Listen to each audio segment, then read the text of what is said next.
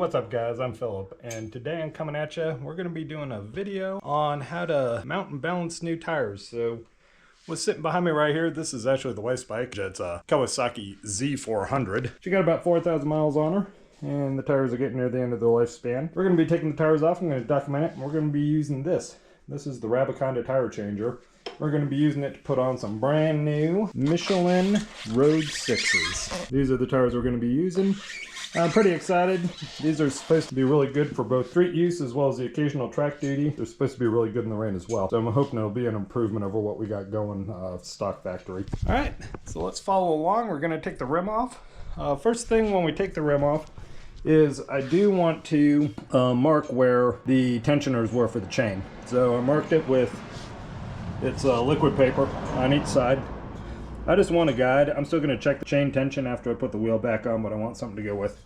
So I'm about to get some tools. I'm going to get a 17 millimeter, a 24 millimeter, some pliers to pull this cotter pin. We're going to replace that. And then we're going to take these two bolts out as well. These are 6 millimeters and these hold this brake caliper on.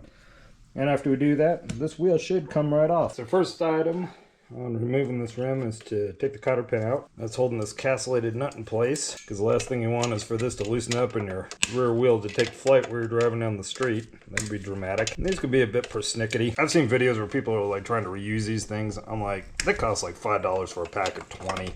Like, don't be a cheap ass. Replace the cotter pin. You're talking safety here. So we're gonna bend that straight, and it's still gonna fight me just a little bit, but we should be able to wiggle and pry it out. Sometimes you give it a couple taps. There we go. Tap this one out. So with the cotter pin out, next thing I'm going to do is I'm going to take off these two 6 millimeter Allens, and this way I can lift the rear caliper out of the way and it's not going to get hung up when I'm taking this rear wheel out. These guys, they were torqued on pretty decent. Wasn't too crazy because I was still able to take them out with this T-bar.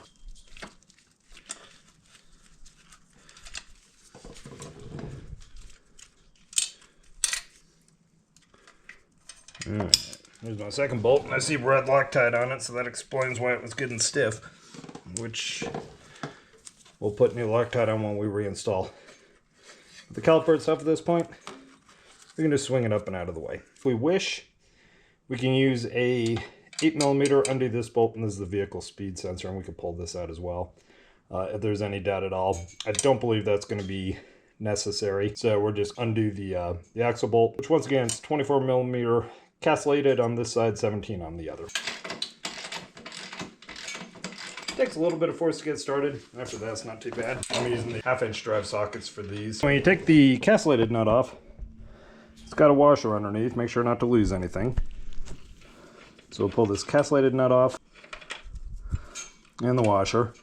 And we're just going to set it here to the side with my other pieces. And then this bracket is helping hold and stabilize the chain tensioner, and it also provides for the visual measurement of how far in or out that axle is in relation to tightening the motorcycle chain. So once again, I marked that with liquid paper before. Probably not necessary, but just in some rare event that stuff shifts around, I wanted to make sure that I had the stock location marked on this.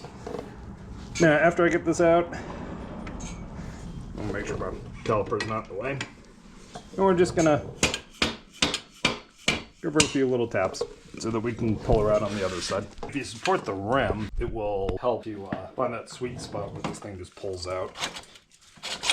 All right, so there's my axle out. My wheel is free. I can feel it's free.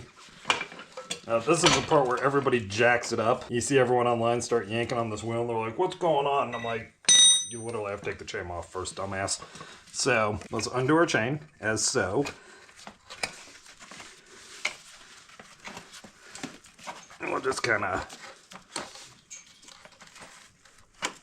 put it so it's up and out of the way. At this point, a little bit of shimmying, we'll get a rear tire out. And then what fell out in the process, this is the spacer that goes on this side. So we're going to take the spacer and set it right down on the ground on this side. That way we know which side it came from. But there you go. That's all there is to it. Now we're holding the rear tire. So the last thing I'm going to do is I have another spacer on this side. I'm going to pull this out and I'm going to set it back on the right hand side of the bike. All right, but as you can see, it was pretty easy. It took maybe 10 minutes. I think the bigger drama is going to be me trying to figure out how to use the Rabaconda. And then we'll get into it, get this tire off, and get that sweet new Michelin Pilot 6 on. We have the rim on the Rabaconda, and then Rabaconda gives bushings to help center the wheel. On the back side, the rim itself isn't touching like my brakes. I wouldn't want that sitting against this metal. That'd be bad. So they provide riser blocks if needed. I needed them for the back because of the hub. I don't think I'll need them for the front. And then these magnets, and they just screw down with these quick connects and just kind of cinch everything in place. We use the back wheel as our guinea pig to learn how to get this job done. All right. And then we're going to slide this piece in. This is the handle on the Rabaconda. We're going to use this to break the bead block. So what we do is we adjust this upper portion, get it set so that it's pressing on the tire to break the bead, but it's not pressing on the rim itself. First thing we want to do is we do want to pull the valve stem. Here's my valve stem removal tool. Take the cap off, stick it in the pocket so we don't lose it. I'll get this valve stem out. Alright, here's the valve stem in hand, my valve stem removal tool. I'm going to set both these off to the side and put them by the balancer. Now we've got the air out of the tire. Now we can start working on breaking this bead. I'm going to lube it down. Make life a little easier. Give it a good solid press. We're just going to rotate this tire around. We're going to continue to go around the bead. We'll flip this out of the way. We'll flip our rim and press it on the other side as well.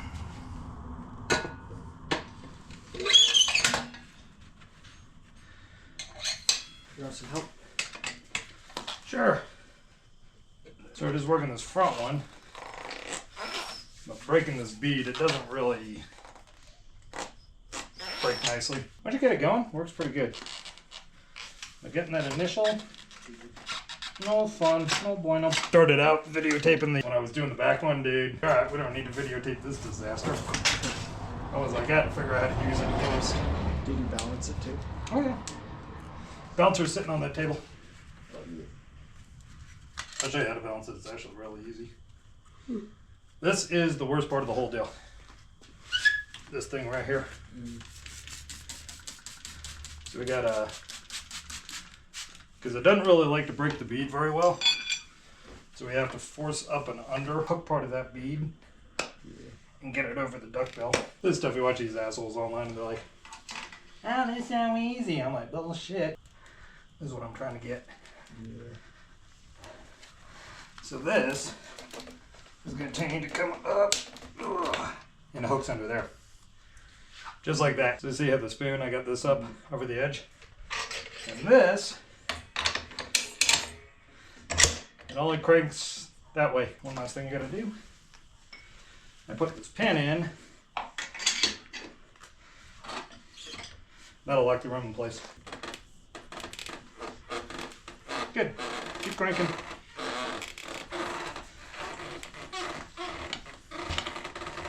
Here. Let's do it again.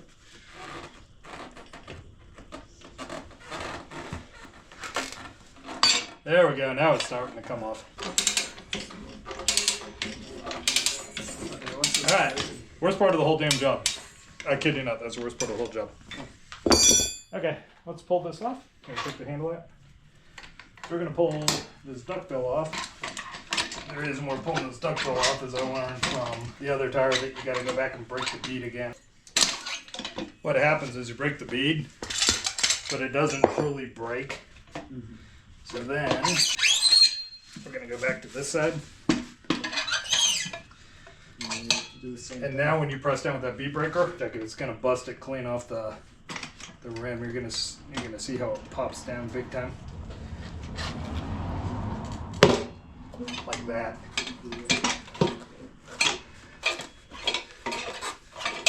Alright, now it's truly off. Come back to my front side. And to be honest, I didn't have to do that much to get it off. You put this duckbill back. So I got the duckbill back on. So now we're doing the same thing, but we're hooking the back side of the tire. So I can see it and feel it, and then I hook it down and around. And this one's going to come off real easy. There we go. You can put the handle back in here and crank it.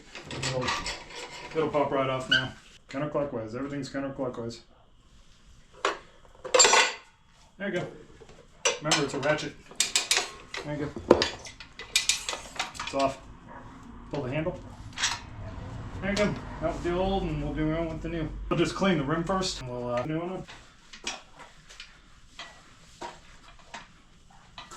So you just need to remember, like brand new tires. It takes about 60 miles for them to break in, so you can't go haul ass like a retard on them. Like higher chance will slide up from under you. Alright, so we got that all cleaned off. We're all ready to put the new wheel on. I'm going to use this right here. This is really thick soapy water. That's going to help this new tire slide on nicely. I'm going to put it on the rim, and I'm going to put it on the tire. Now, Rabaconda talks about how their kit comes with more or less the same thing. It's a soapy water mix. They call it tire paste. For whatever reason, this kit that I got from Revzilla, even though it showed that we're getting that, no, we didn't. So the new one, here, take a look. They're directional. So it's actually, yeah, they're all pointing that way. So you always think about it.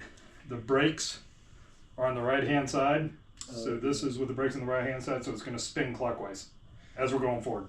Yeah. So that's how I know. So it's on the right side, right? Cause yeah, so this is the correct orientation. I'm going to put this on here, get this started. So I put the duck bill on this time. We're going to do it where this side we can see, but this side is under the rim. And then we're going to take one of these, and this is going to help keep the rim from sliding around and popping off. So it's going to be just like this. And then put your little tool in. And I put my lock in, my wheel lock.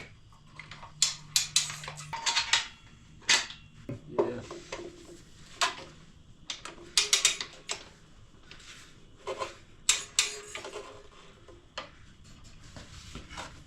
Okay. Okay, stop. Take a little tension off.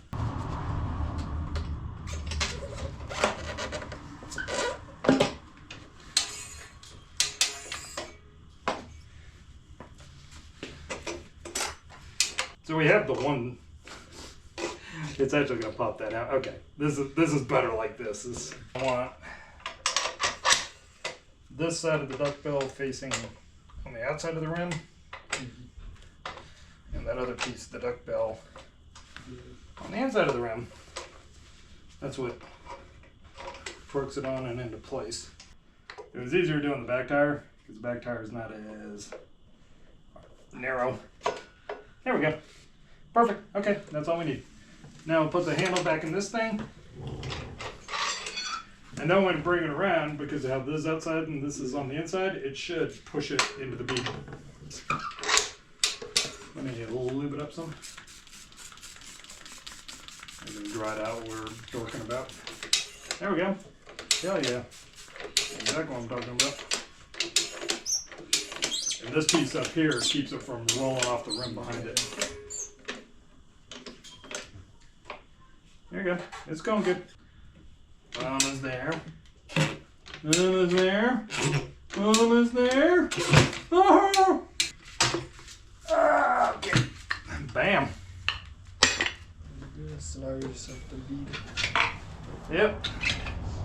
So we need to get this duck bill off. There we go. Duck bill's off. And now we'll turn the compressor on. So I found out the hard way. If you use just a plain old tire compressor, it doesn't give enough volume of air to slam it on. That's a tire however you need it to plug it in. Like I said, it doesn't have a valve stem in it, but I actually don't want a valve stem in the way I want it to fill as fast as possible. And see how it's starting to bead, and you're going to hear it pop when it sets in. There you go, just like that. Now we'll put the valve stem in, and then we'll fill it.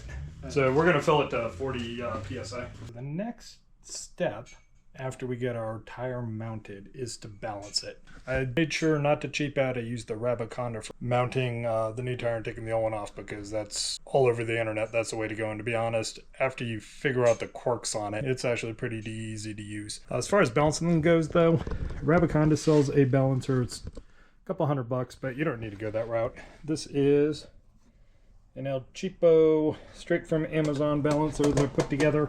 It doesn't come apart, but it's going to be fine for what we're doing. I have my rear wheel with my new Michelin Pilot Sports, so it's going to be the heaviest part of the wheel is down, the lightest part's up top. But what you do is you'd spin it, and this thing, it's sitting on needle bearings. And you do need to use these chocks and make sure that this rim is perfectly set on this rod, or else it's going to mess your balance up. But as you can see, it's just going to rock back and forth. And eventually gravity is going to do its thing, and it's going to come to a stop. And when it comes to a stop, it comes to a stop with the heaviest part of the wheel straight down. And it's very sensitive, so I give it a couple minutes. My wheels come to a stop. The heaviest part's at the bottom on this balancer. I've got a 1/4 ounce stick-on weight, and I'm going to put it right at the 12 o'clock position. She's going to go right about here. So at this point, I'm going to set myself up at 90 degrees, let go, and see what happens. If it was perfectly balanced, it would have actually stayed put right there, but it didn't. So it tells me I'm probably going to need a little more weight. And these are the weights I'm using. Once again, they're 1/4 ounce. Steel weights, got them off RevZilla. They're pretty cheap. I don't even think they were $10 for this pack. It'll be enough to do several tire changes in the future.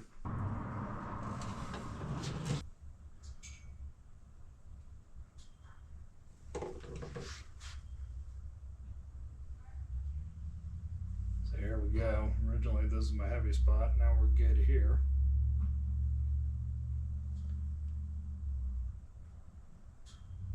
Good here. Here. That's where these two were across from each other. Here. But this wheel's perfectly balanced and just ready to go back on the bike.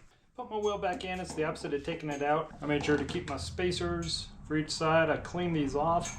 I'm going to re-grease them. I always use Mobil 1 synthetic grease. You can use whatever you want, but I'd use a high temperature grease. And for me, this is kind of my go-all. Put it back. Do the same for the other side, and then we'll get everything all put back together. And from the other side, we'll wipe it down. Got a combination of brake cleaner and acetone on this rag, so clean everything off nicely. A little bit of grease.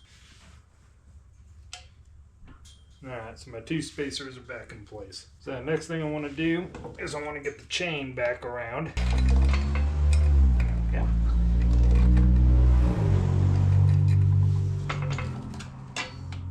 Okay, so my chain's back on. Put some grease on my axle shaft. Then we're going to lift that wheel up and get the axle through it. A little bit goes a long way.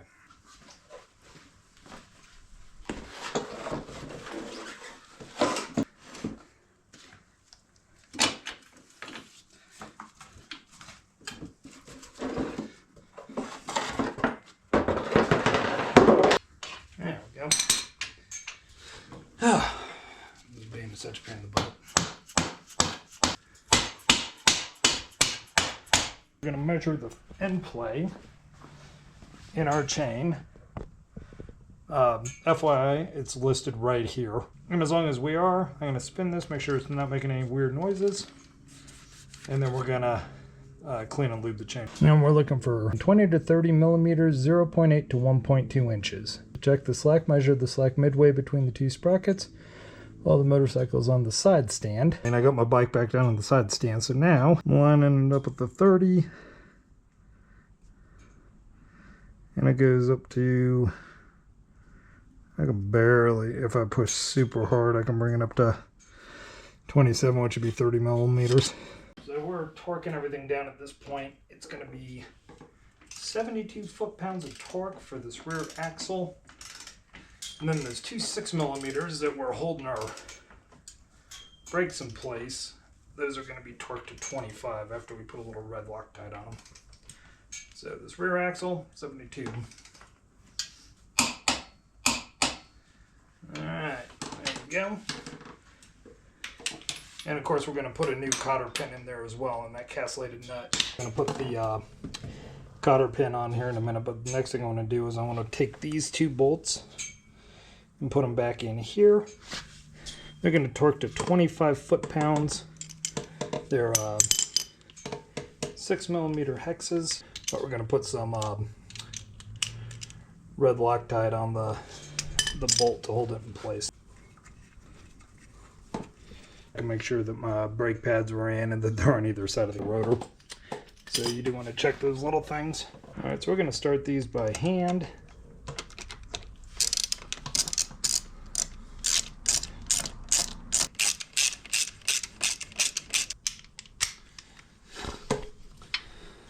And once again, we're going to torque to 25 foot-pounds.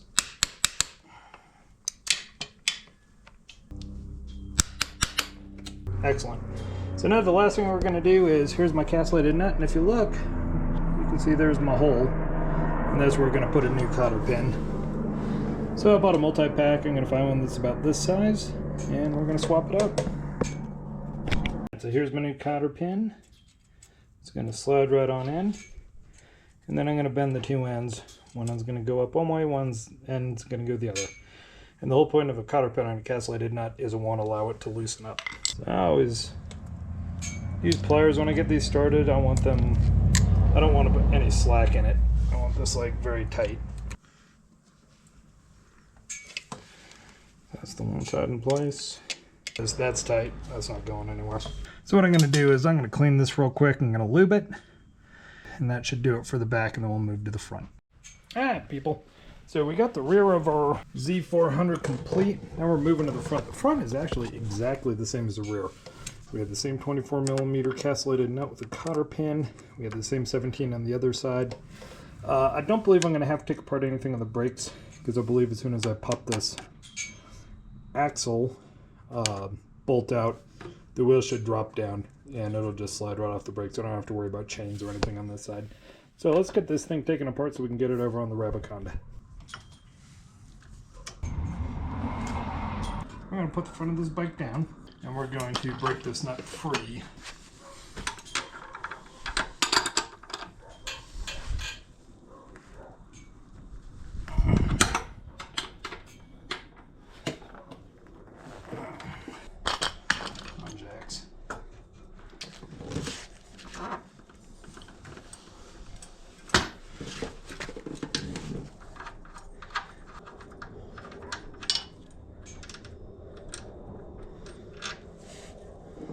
Castellated nut washer, and then we'll gently tap this out, make sure that it clears my jack stand on the other side.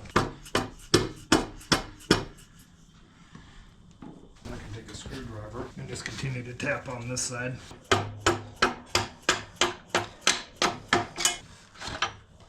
Alright, that's her. And there we go. And same as the back wheel, don't forget to take your spacers off. So we're wiping our axle shaft off. We're going to coat it in Mobil 1 grease, same as the rear. And to be honest, it's going to go back together exactly the same as the rear. It's going to be torqued to 72 foot-pounds. We're going to put a cotter pin in the castellated nut. Make sure the brakes are seated properly.